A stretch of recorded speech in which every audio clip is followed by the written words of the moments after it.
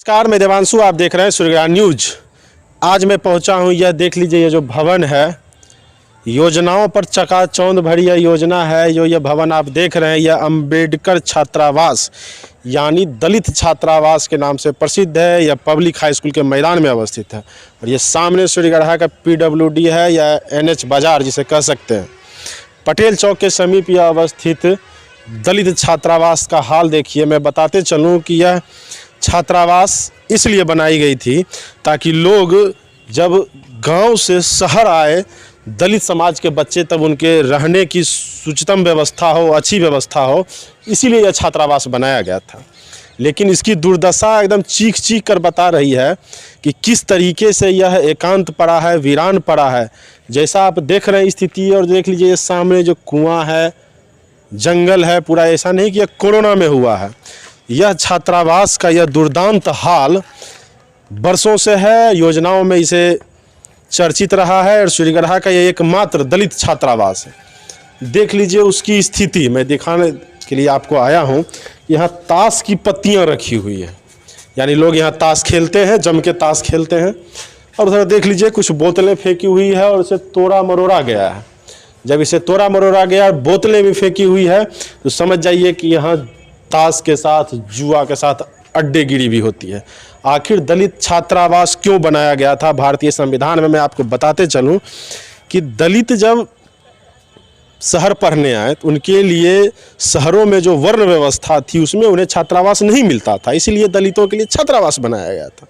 लेकिन छात्रावास दलितों के उत्थान के लिए बनाया गया था और आप देख सकते हैं दलितों का कितना उत्थान हुआ, यह तो जांच का विषय है। लेकिन इस छात्रावास के निर्माण में ठेकेदारों का जमकर विकास हुआ।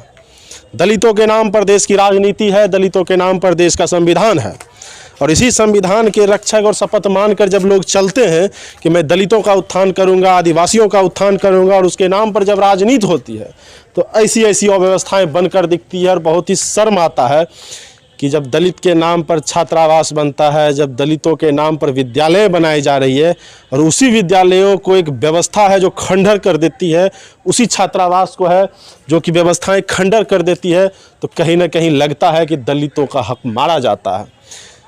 जो भी दलित की राजनीति करते हैं, दलित एक्टिविस्ट की राजनीति करते हैं, कहीं ना कहीं वो राजनीतिक पाखंडी हैं। उन्हें सिर्फ वोट बैंक दिखता है, ना कि दलित समाज का विकास दिखता है। अगर उन्हें दलित समाज से रत्ती भर भी लेना देना रहता तो इस छात्रावास का यह हाल नहीं होता।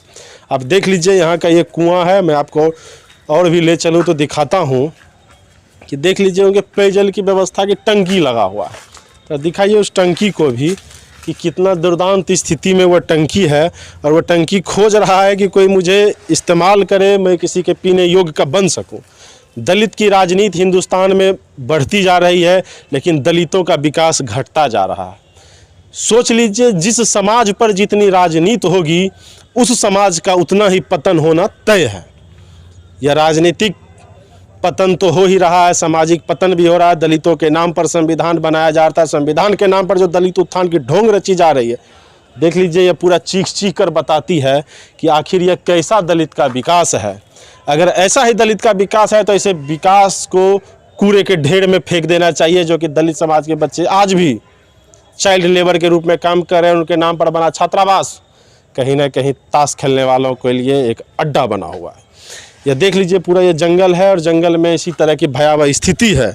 जिला प्रशासन को सोचना होगा कि दलितों के इस छात्रावास को कैसे सुरक्षित किया जाए, दलितों के शैक्षणिक व्यवस्था को कैसे मजबूत किया जाए, क्योंकि यह सूर्यगढ़ा ये पब्लिक हाई स्कूल में अवस्थित यह दलित छात्रावास साफ साफ बताती है कि रंग रोगन के नाम पर यहाँ योजनाओं की लूट हुई थी।